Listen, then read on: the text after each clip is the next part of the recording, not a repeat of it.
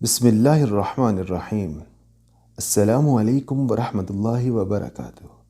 معزز سامعین، اگر آپ نے ابھی تک ہمارا چینل سبسکرائب نہیں کیا تو آپ سے چھوٹی سی ریکویسٹ ہے کہ ہمارے چینل کو لازمی سبسکرائب کریں، شکریہ۔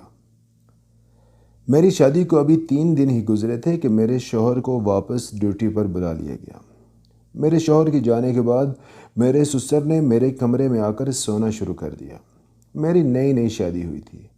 میں ڈرتی تھی کہ کہیں میرا سسر ناراض ہی نہ ہو جائے جب میں اسے کہوں کہ میرے کمرے میں آپ نہ سویا کرو۔ پھر ایک رات وہی ہوا جس کا ڈر تھا۔ میرا سسر اٹھا اور اس نے اٹھ کے مجھے ہلایا۔ میرا نام صدف ہے، میں پنجاب کے ایک نواحی گاؤں کی رہنے والی ہوں۔ میری عمر 23 سال ہے۔ میری شادی میرے خاندان سے باہر ہوئی۔ میرے شوہر کا نام اعجاز ہے۔ میرے شوہر نے مجھے بتایا کہ وہ کراچی کی ایک فیکٹری میں مشین آپریٹر ہیں۔ اعجاز اپنی شادی کے لیے 25 دن چھٹی لے کر آئے تھے، لیکن صرف 3 دن بعد انہیں یہ کہہ کر واپس بلا لیا گیا کہ کام کا آرڈر زیادہ آ گیا ہے۔ ہمارے پاس مشین آپریٹرز کم ہیں، اس لیے ان کی مجبوری تھی، انہیں واپس جانا لازمی تھا، کیونکہ بڑی مشکل سے انہیں یہ نوکری ملی تھی۔ جب دوسری رات کو انہیں کال آئی کہ آپ نے صبح واپس آنا ہے تو میں بہت پریشان ہوئی۔ اعجاز نے مجھے سمجھایا کہ پریشان نہ ہو، میں بہت جلد واپس آؤں گا، لیکن مجھے سمجھ نہیں آ رہی تھی کہ کیا کروں۔ میں بس روئے جا رہی تھی، کیونکہ شادی کے 2 دن بعد جب شوہر اس طرح اپنی بیوی کو چھوڑ کر جا رہا ہو تو اس بیوی کو ہی پتہ ہوتا ہے کہ اس کے اوپر کیا گزرتی ہے۔ اعجاز نے مجھے اپنے قریب کیا اور مجھے اپنے گلے سے لگاتے ہوئے کہا، پلیز حالات کو سمجھو، میری مجبوری ہے، میں کوئی اپنی شوق سے تھوڑا ہی جا رہا ہوں۔ جب انہوں نے مجھے اپنے گلے لگایا تو مجھے بہت سکون محسوس ہوا اور ان سے کہا، پلیز جلدی واپس آنا، میرے سے اس طرح جدائی برداشت نہیں ہوگی۔ وہ میری طرف ایسے دیکھ رہے تھے جیسے میری آنکھوں میں آنسوؤں کی جڑیوں کو گن رہے ہوں، لیکن میں سمجھ چکی تھی کہ ان کی بھی مجبوری ہے، اب ان کو روکنا ناممکن ہے۔ اس لیے میں نے بھی دل کو بڑا کیا اور ان کے واپس آنے تک حالات کے ساتھ ڈٹ کر مقابلہ کرنے کی تان لی۔ اعجاز بہت رحم دل اور شریف النفس انسان تھے۔ میرے سے وہ بہت پیار کرتے تھے۔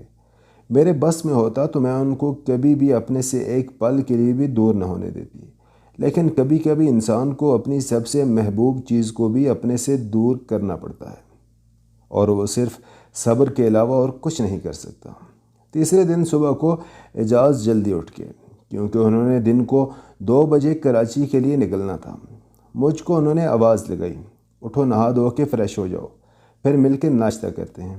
میں ان کی آوازیں سن رہی تھی، لیکن میرے میں اتنی ہمت نہیں ہو رہی تھی کہ اٹھ جاؤں، کیونکہ رات کو دیر تک جاگنے اور رونے کی وجہ سے میری نیند پوری نہیں ہوئی تھی۔ تھوڑی دیر بعد اعجاز نے میرے ماتھے پر ہلکا سا پیار دیا اور میرے کان کے نزدیک اپنا منہ کر کے کہا، بیگم صاحبہ اب اٹھ جائیں نا، میرا سامان بھی آپ نے پیک کرنا ہے اور ناشتہ بھی کرتے ہیں۔ میں ہمت کر کے اٹھی، جلدی سے نہا کر واپس آئی۔ اتنی دیر میں اعجاز ناشتہ لے کر کمرے میں آ گئے تھے اور میرا انتظار کر رہے تھے۔ مجھے سمجھ نہیں آ رہی تھی کہ میں ان کا شکریہ کیسے ادا کروں کہ وہ میرے لیے ناشتہ سامنے رکھ کر بیٹھے تھے اور میرا انتظار کر رہے تھے۔ خیر، ہم دونوں نے ناشتہ کیا اور اعجاز نے مجھے کہا کہ آپ میرا سامان خود پیک کریں، میں بھی ساتھ آپ کی مدد کرتا ہوں۔ اعجاز کی یہ بات مجھے بہت پسند آئی۔ میں نے کہا، ٹھیک ہے، کیونکہ مجھے نہیں پتہ تھا کہ کیا کیا سامان رکھنا ہے۔ اعجاز دوسرے روم سے اپنا بڑے والا بیگ اٹھا کر لائے اور اس کو ایک طرف کھول کر رکھ دیا۔ میں نے ان کے کپڑے الماری سے نکالنے شروع کر دیے تھے اور ساتھ ان کو چیک کروا رہی تھی۔ اعجاز میری طرف دیکھ کر مسکرانے لگ گئے۔ میں نے پوچھا کہ کیا بات ہے، آپ مسکرا کیوں رہے ہیں؟ کہنے لگے، میں سوچ رہا ہوں اللہ نے مجھے کتنی پیاری اور معصوم سی بیوی دی ہے۔ میں نے کہا، اب اتنے رومانٹک نہ ہوں، سامان پیک کرتے ہیں، اتنا ٹائم نہیں ہے آپ کے پاس۔ انہوں نے کہا، سامان کو چھوڑو، ادھر میرے پاس آؤ۔ میں ان کے پاس آ کر بیٹھ گئی۔ انہوں نے اپنا ہاتھ میرے ہاتھ میں پکڑ لیا اور میرے قریب ہو کر میری گردن پر آرام سے کس کیا۔ میرے جسم میں عجیب سی ہلچل ہوئی۔ میں نے ان کو پیچھے کرتے ہوئے کہا، بس کریں، کوئی اندر روم میں آ جائے گا۔ انہوں نے کہا، کچھ نہیں ہوتا، یہ لمحے اب دوبارہ پتہ نہیں کب نصیب ہوں گے۔ میں جلدی سے اپنا ہاتھ چھڑا کر اٹھ کھڑی ہوئی اور دوبارہ سامان پیک کرنا شروع کر دیا۔ سخت سردی کے دن تھے، سارے گرم کپڑے، سویٹرز ساتھ میں جو بھی ضروری سامان تھا میں نے بیگ میں رکھ دیا۔ مجھ سے مذاق میں کہنے لگے کہ اگر کوئی سامان رہ گیا تو خود لے کر میرے پاس کراچی آ جانا۔ میں نے کہا کاش ایسا ہوتا۔ کہنے لگے آپ اکیلی آ جاؤ گی کراچی؟ میں نے کہا آپ صرف حکم کریں، میں اڑ کے آپ کے پاس پہنچ جاؤں گی۔ اعجاز زور زور سے ہنسنے لگ پڑے اور کہنے لگے اتنا پیار کرتی ہو میرے سے؟ میں نے کہا ابھی بھی آپ کو یقین نہیں میرے پہ؟ ساری رات رو رو کر گزار دی، صرف یہ سوچ کر کہ میری جان مجھ سے دور ہو رہی ہے۔ کہنے لگے میں تو بس مذاق کر رہا تھا، مجھے پتہ ہے آپ بہت پیار کرتی ہو مجھ سے۔ میں نے اعجاز کو کہا کہ وہاں جا کر مجھے بھول تو نہیں جائیں گے؟ کہنے لگے اتنی پیاری چیز کو کوئی بھول بھی سکتا ہے کیا؟ میں نے کہا اگر آپ اتنے ہی ہوتے تو کبھی بھی 3 دن بعد اپنی نئی نویلی دلہن کو یوں چھوڑ کر نہ جاتے۔ کہنے لگے میری جان بات کو سمجھو نا، آپ کو پتہ تو ہے میرے سر پر کتنی ذمہ داریاں ہیں، بڑی مشکل سے نوکری ملی ہے۔ 2 سال میں اپنے کاغذات لے کر کدھر کدھر نہیں گھومتا رہا، بڑی مشکل سے نوکری ملی۔ اب بھی ہزاروں پڑھے لکھے لوگ اپنے کاغذات لے کر ہماری فیکٹری کے باہر کھڑے ہوتے ہیں، قسمت والوں کو ہی نوکری ملتی ہے۔ مجھے سمجھ نہیں آتی اللہ پاک نے کون سی میری دعا قبول کر لی اور اب مجھے اچھی نوکری مل گئی۔ اعجاز کی باتوں میں کافی حد تک سچائی تھی، لیکن مجھے کدھر سکون ملنا تھا۔ اس کے بعد اعجاز نے اپنا بیگ سیدھا کیا اور اس کو لاک لگا دیا۔ اعجاز مجھے سمجھانے لگے کہ تم اس گھر میں نئی ہو اور میرے گھر والوں کے ساتھ مل کر چلنا ہے۔ اگر کوئی آپ کے ساتھ ایسی ویسی بات کر بھی جاتا ہے تو آپ نے برداشت کرنی ہے، کیونکہ میں اپنے والدین کے ساتھ کسی بھی بات پر الجھنا نہیں چاہتا۔ آپ سے کوئی غلط بات کرتا ہے تو آپ نے مجھے بتانا ہے، میں خود اس سے بات کروں گا۔ آپ نے اپنی عزت برقرار رکھنی ہے۔ دیکھو میری بہنیں آپ سے چھوٹی ہیں، ان کے ساتھ بھی آپ نے بنا کر رکھنی ہے۔ میں نے کہا انشاءاللہ آپ کو کبھی بھی کوئی بھی موقع نہیں ملے گا۔ میری اپنی طرف سے پوری کوشش ہوگی کہ آپ تک کوئی بھی ایسی ویسی بات نہ پہنچے جس سے آپ گھر سے دور پریشان ہو جائیں، کیونکہ مجھے پتہ ہے جب انسان پردیس میں ہوتا ہے تو اسے اپنوں سے دور بہت سی مشکلات کا سامنا کرنا پڑتا ہے۔ اعجاز میری طرف دیکھ کر مسکرائے اور کہا مجھے بھی یہی امید ہے آپ سے۔ اتنی دیر میں اعجاز کے جانے کا وقت قریب آ رہا تھا۔ مجھے سمجھ نہیں آ رہی تھی کہ کیسے اعجاز کو میں اپنے ہاتھوں سے الوداع کروں گی۔ اعجاز نے گاڑی والے کو فون کیا اور تھوڑی ہی دیر بعد گاڑی والا گھر کے باہر آ گیا۔ میرے بس میں ہوتا تو میں وقت کو وہیں روک لیتی اور اپنی ساری زندگی اعجاز کے ساتھ گزار دیتی، لیکن ایسا ہو نہیں سکتا تھا۔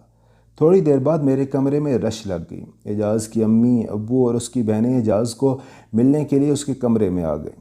تھوڑی دیر بیٹھے باتیں کرنے لگے۔ اتنی دیر میں اعجاز کے والد نے گرجدار آواز میں کہا کہ بیٹا ٹائم دیکھ لو، ٹرین سے لیٹ نہ ہو جاؤ۔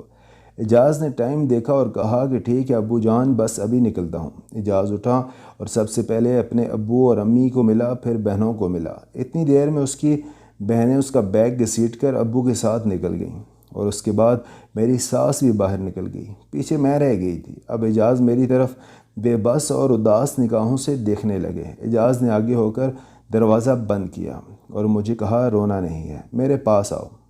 میرے پاس آئے اور مجھے اپنے سینے سے لگا لیا۔ اتنی سی دیر تھی کہ میرے آنکھوں سے آنسوؤں کی بارش شروع ہو گئی۔ یہ آنسو میرے بس میں نہیں تھے، ورنہ میں نہ روتی۔ اعجاز نے تقریباً 2 منٹ مجھے اپنے ساتھ چپکائے رکھا۔ میں نے محسوس کیا کہ اعجاز کی آنکھوں میں بھی آنسو تھے اور میں ہوں جو چپ ہونے کا نام ہی نہیں لے رہی تھی۔ اتنی دیر میں اعجاز کے ابو کی آواز ہے اعجاز اب آ بھی جاؤ، ٹائم تھوڑا ہے۔ اعجاز نے جلدی سے اپنے آنسو صاف کیے اور پھر اپنا ہاتھ میری آنکھوں پر پھیرتے ہوئے کہا دوبارہ ان آنکھوں میں اب آنسو نہ دیکھوں۔ یہ کہہ کر وہ اپنے روم سے باہر نکل گئے۔ میں بھی ان کے پیچھے پیچھے بے جان لاش کی طرح باہر نکل آئی اور اپنے ہاتھوں سے اپنے یار کو رخصت ہوتا ہوا دیکھ رہی تھی۔ میری ساس اور نندے ہم لوگ دروازے تک اعجاز کو چھوڑنے آئے اور میرے سسر اور اعجاز اب دروازے سے باہر نکل گئے تھے۔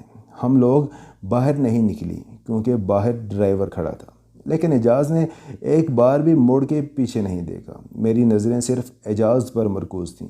اتنی دیر میں ڈرائیور نے بیگ گاڑی میں رکھا اور اعجاز اپنی منزل کی طرف روانہ ہو گیا۔ میرے گھر میں میرے علاوہ میری 2 نندیں، میری ساس اور سسر رہتے تھے۔ میری ایک نند کا نام کرن اور دوسری کا نام مہنور تھا۔ کرن کی عمر 19 سے 20 سال کے لگ بھگ تھی اور مہنور کی عمر 16 سال تھی اور وہ گھر میں سب سے چھوٹی تھی۔ دونوں بہت سلجھی ہوئی لڑکیاں تھیں۔ ہمارا سارا گھر بہت ہی اچھا اور ملنسار تھا۔ کرن نے 10 جماعت پاس کر کے پڑھائی چھوڑ دی تھی اور ماہنور نے 8ویں کلاس سے ہی بس کر دی تھی۔ اس کے بعد وہ دونوں گھر میں ہی ہوا کرتی تھیں۔ میرے سسر کا نام عبدالستار تھا۔ کوئی 6 فٹ قد، بھرا ہوا جسم اور بڑی بڑی مونچھیں اور ربدار شخصیت کا حامل تھا۔ مجھ جیسی لڑکی تو ویسے ہی انہیں دیکھ کر ڈر جائے۔ اعجاز نے مجھے بتایا، میرے ابو کی بہت عزت ہے پورے محلے میں، ان کا رعب ہے اور کوئی بھی ان کے سامنے بولنے سے ڈرتا تھا، اس لیے میں بھی ان کے سامنے بولنے سے کتراتی تھی۔ اس کے مقابلے میں میری ساس انتہائی خوش اخلاق اور سمجھدار خاتون تھیں، مجھے بیٹی کہہ کر بلاتی تھیں اور میں بھی ان کو اپنی ماں سے کم تر نہیں سمجھتی تھی۔ ہمارے گھر میں 3 کمرے اور ایک بیٹھک تھی۔ ایک کمرے میں میری ساس اور سسر سوتے، دوسرا ہمارا کمرہ اور تیسرے کمرے میں کرن اور ماہنور سوتی تھیں۔ آج اعجاز کے بغیر میری پہلی اکیلی رات تھی۔ مجھے سمجھ نہیں آ رہی تھی کہ میں اکیلی کیسے سو پاؤں گی۔ مجھے اپنے کمرے سے عجیب سا خوف آ رہا تھا۔ میرا اب دل بھی نہیں کر رہا تھا کہ میں اپنے کمرے میں جاؤں، لیکن کیا کروں، مجبوری تھی۔ وہی کمرہ جو تھوڑی دیر پہلے خوشیوں سے بھرا تھا، اعجاز کے جانے کے بعد پرانے کھنڈرات کا منظر پیش کر رہا تھا۔ رات کا کھانا ہم سب اکٹھے بیٹھ کر کھا رہے تھے۔ میں نے کھانے کے وقت اپنی بڑی نند کرن سے کہا، آج آپ میرے ساتھ میرے روم میں سو جانا۔ میری ساس اور سسر بھی سن رہے تھے۔ ایک دم میرا سسر بولا، نہیں، تم اپنے کمرے میں سو گی، باقی سب اپنے اپنے کمرے میں سوئیں گے، میں تمہارے ساتھ تمہارے کمرے میں سوؤں گا۔ میں ہکی بکی رہ گئی۔ میری آنکھیں کھلی کی کھلی رہ گئیں کہ میرے سسر کو کیا ہو گیا۔ میرے اوپر جیسے کسی نے بجلی گرا دی ہو۔ میں اپنی ساس اور نندوں کی طرف دیکھنے لگ گئی، شاید یہ کچھ بولیں گی، لیکن کسی کی اتنی مجال یا اتنی ہمت کہاں تھی کہ وہ نظر بھی اوپر اٹھا سکتی، کیونکہ میرے سسر کی بات حتمی بات ہوتی تھی۔ میں نے کہا، یا خدایا، میں کس مصیبت میں پھنس گئی ہوں۔ میں اپنے شوہر کو کیا منہ دکھاؤں گی کہ میں تمہاری غیر موجودگی میں تمہارے باپ کے ساتھ سوئی رہی۔ یہ بات مجھے اندر ہی اندر سے کھائی جا رہی تھی۔ میں نے اپنی ساس کی طرف دیکھا جس نے نظریں نیچے جھکائی ہوئی تھیں۔ میں اتنی خوفزدہ تھی اور مجھے آگے کا خوف ہو رہا تھا کہ رات کو جب سب اپنے اپنے کمروں میں چلے جائیں گے تو میرا سسر میرے کمرے میں آ کر سو جائے گا۔ اگر اس نے کوئی ایسی ویسی حرکت کی تو میں کسی کو آواز دینے کے قابل بھی نہیں رہوں گی، کیونکہ میری آواز پر تو کسی نے نہیں آنا، کیونکہ ان کے ذہن پر جو خوف سوار تھا مجھے اس کی سمجھ نہیں آ رہی تھی۔ آخر کار وہ وقت آ ہی گیا۔ کھانے کے بعد ماہنور اور کرن اپنے اپنے کمروں میں چلی گئیں اور ساس اپنے کمرے میں چلی گئی۔ میرا سسر پہلے اپنے کمرے میں گیا اور اس کے بعد ساس سے کچھ باتیں کرنے لگا۔ کافی دیر گزر گئی۔ میں سمجھی کہ شاید اب وہ نہیں آئیں گے۔ میں اٹھی اور کمرے کو اندر سے کنڈی لگا لی۔ میں نے دل ہی دل میں سوچا، شاید میری ساس نے اس کو سمجھا دیا ہو، آپ کیا کر رہے ہیں، وہ بہو ہے ہماری، آپ کیوں اس کے پاس سونے جا رہے ہو۔ میں یہ سوچ ہی رہی تھی کہ اچانک دروازہ کھٹکھٹانے کی آواز آئی۔ میں چونک گئی۔ باہر سے آواز آئی، کیا تم نے سنا نہیں کہ میں نے جب کہا کہ میں تمہارے کمرے میں تمہارے ساتھ سوؤں گا۔ میں کانپتی ٹانگوں اور لرزتے ہاتھوں کے ساتھ اٹھی اور دروازہ کھولا۔ میرا دل ڈرا ہوا تھا کہ اب پتہ نہیں میرا سسر مجھے مارے گا کہ تم نے میری حکم عدولی کی۔ خیر، دروازہ کھلا، میرا سسر اندر کمرے میں آ گیا اور میری طرف عجیب سی نظروں سے دیکھا۔ میں سہم سی گئی اور ڈر کے مارے نیچے دیکھنے لگ گئی۔ میرے سسر نے میرے ساتھ کوئی بھی فالتو بات نہیں کی۔ میرا سسر میرے ساتھ بیڈ پر سونے کے بجائے سائڈ پر پڑی چرپائی پر چلا گیا۔ میں حیران تھی کہ یہ بیڈ پر کیوں نہیں سویا اور دل ہی دل میں اللہ کا شکر ادا کر رہی تھی کہ جان چھوٹ گئی۔ میں پھر بیڈ پر چڑھی کمبل کو اپنی طرف کھینچا اور ڈر کے مارے میں نے کمبل کے اندر منہ دے دیا اور آنکھیں بند کر لیں۔ مجھے وہ کبوتر والی مثال یاد آ گئی تھی کہ جب بلی اس کی طرف جپٹتی ہے تو وہ اپنی آنکھیں بند کر لیتا ہے کہ شاید اب بلی مجھے نہیں دیکھ رہی، حالانکہ اگلے ہی لمحے بلی اس کا سر اڑا دیتی ہے۔ میرے ساتھ بھی کچھ ایسا ہی ہو رہا تھا۔ پھر میرا سسر اٹھا اور اس نے کمرے کی لائٹ آف کر دی۔ میرا دل دھک دھک کرنے لگ پڑا کہ اب نہیں بچوں گی، لیکن تھوڑی دیر بعد آیت الکرسی اور چند صورتیں پڑھنے کی آواز آئی جو میرا سسر سونے سے پہلے پڑھ رہا تھا۔ میں نے بھی دل ہی دل میں تلاوت کی اور سو گئی۔ سردیوں کی راتیں بہت لمبی ہوتی ہیں، اس لیے جب 2:30 بجے تو مجھے لائٹ آن ہونے کی آواز آئی تو میں نے دیکھا کہ میرا سسر اٹھ کر کمرے سے باہر جا رہا تھا۔ وہ اس سخت سردی میں تھر تھراتا ہوا وضو کر کے ایک ہاتھ میں جانماز اٹھا کر کمرے میں داخل ہوا اور تہجد پڑھنے لگا۔ میں نے دل میں سوچا میں جس شخص کو غلط سمجھ رہی تھی وہ تو بہت نیک اور پارسا انسان ہے۔ پھر اچانک میری آنکھ لگ گئی اور صبح ناشتے کے ٹائم مہنور نے مجھے آ کر اٹھایا کہ بابی ناشتہ تیار ہے، ناشتہ کر لیں۔ میں نے ناشتہ کیا اور میری ساس اور میری نندے بیٹھ کر گپ لگانا شروع ہو گئے۔ کسی نے بھی میری طرف شک کی نگاہ سے نہیں دیکھا۔ شاید ان کو اپنے والد اور اپنے شوہر پر بہت اعتماد تھا۔ اسی طرح آج کا دن بھی گزر گیا اور رات کو پھر میرا سسر اسی طرح آ کر لیٹ گیا، لیکن آج میں نے ان کے آنے سے پہلے ان کا بستر وغیرہ صحیح طے کر کے رکھ دیا تھا۔ میں بے غم ہو کر سو گئی۔ اچانک رات کو میرے سسر نے آ کر میرے سر کو ہلایا۔ میں ڈر کے مارے ایک دم اٹھ کے بیٹھ گئی۔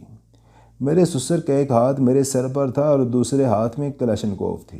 میں ڈر گئی کہ شاید میرا سسر مجھے گولی مارنے لگا ہے، لیکن ایسا کچھ نہیں تھا۔ میرے سسر نے مجھے بتایا کہ گھر میں چور اترے ہیں، میں باہر نکل کے فائر کرتا ہوں اور تم دروازے کو اندر سے کنڈی لگا دو۔ میں ڈر سی گئی کہ چور کیسے آ گئے۔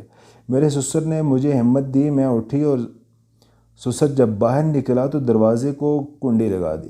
میرے سسر نے مجھے کہا کہ جب تک میں خود آواز نہ دوں دروازہ نہیں کھولنا۔ میں نے کہا ٹھیک ہے۔ میں ڈر کی ماری دوبارہ بستر پر بیٹھ گئی۔ اچانک میں نے گولیاں چلنے کی آواز سنی۔ میں نے کہا یا اللہ رحم کرنا۔ اتنے میں مجھے باہر والا دروازہ زور سے لگنے کی آواز آئی۔ تھوڑی دیر بعد میرے سسر نے آواز دی اور میں نے دروازہ کھولا تو سسر نے بتایا کہ جب میں باہر نکلا اور ہوائی فائر کیا تو وہ واپس بھاگ گئے۔ انہوں نے دیوار پھلانگ کر سب سے پہلے باہر دروازے کا تالا توڑا تھا تاکہ کوئی ہلچل ہو تو ہم بھاگ جائیں۔ جب وہ لوگ تالا توڑ رہے تھے تو میری آنکھ کھل گئی۔ اتنے میں میری ساس اور نندیں بھی میرے کمرے میں آ گئیں۔ تب مجھے کچھ سکون ہوا۔ اس وقت میرے سسر نے مجھے کہا کہ میں نے کیوں یہ کہا تھا کہ میں خود تمہارے کمرے میں سوؤں گا۔ اس کی یہ وجہ تھی کہ ہمارے علاقے میں جب بھی نئی شادی ہوتی ہے تو شادی کے بعد ایک ہفتے کے اندر اندر چور ان کے گھر لازمی چوری کرنے کے لیے آتے ہیں۔ تم اس گھر میں نہیں آئی تھی، اس لیے تم کو ہم نے پریشانی میں نہیں ڈالا۔ اب تمہیں یہ پتہ چل گیا ہے، آج کے بعد میں تمہارے کمرے میں نہیں سوؤں گا بلکہ تمہاری ساس تمہارے ساتھ سوئے گی۔ ڈرنے کی کوئی ضرورت نہیں، تم ہماری بیٹی، ہماری عزت ہو۔ مجھے یہ سن کر بہت خوشی ہوئی۔ اس کے بعد نندیں اپنے کمروں میں چلی گئیں، سسر اپنے کمرے میں چلے گئے اور ساس میرے پاس سو گئیں۔ صبح اجاز کی کال آئی کہ میں کل واپس آ رہا ہوں، مجھے چھٹی مل گئی ہے۔ میری خوشی کی انتہا نہ رہی۔ بڑی مشکل سے ایک رات گزاری اور صبح 10 بجے اجاز گھر پہنچ گئے۔ سارے گھر والے ان سے مل کے بہت خوش ہوئے۔ اس بار وہ پورے 30 دن کی چھٹی لے کر آئے تھے۔ ہم نے ان کو یہ واقعہ سنایا تو وہ بہت ہنستے ہیں، کہنے لگے چوروں کو بھی پتہ چل گیا تھا کہ اجاز گھر نہیں ہے، چلو کچھ وصول کر لیتے ہیں، لیکن اللہ نے ہماری مدد کی۔ اس کے بعد اجاز جب واپس گئے تو ٹھیک 2 ماہ بعد ان کو کمپنی کی طرف سے ایک کوارٹر الاٹ ہو گیا تھا اور انہوں نے مجھے اپنے پاس بلا لیا۔ آج ہماری شادی کو 10 سال ہو گئے ہیں اور اب ہمارے 3 بچے ہیں، جن میں سے 1 بچی اور 2 بچے ہیں۔ ہم ہنسی خوشی اپنی زندگی بسر کر رہے ہیں۔ اللہ پاک سب کو ایسے نیک ساس سسر اور نیک شوہر عطا کرے، آمین۔ معزز سامعین، آج کی ہماری سٹوری آپ کو کیسی لگی کمنٹ سیکشن میں اپنی رائے ضرور دیجیے گا۔ ملتے ہیں ایک نئی ویڈیو کے ساتھ، تب تک اپنا بہت سارا خیال رکھیے گا۔ اجازت دیجیے، اللہ حافظ، السلام علیکم ورحمۃ اللہ وبرکاتہ۔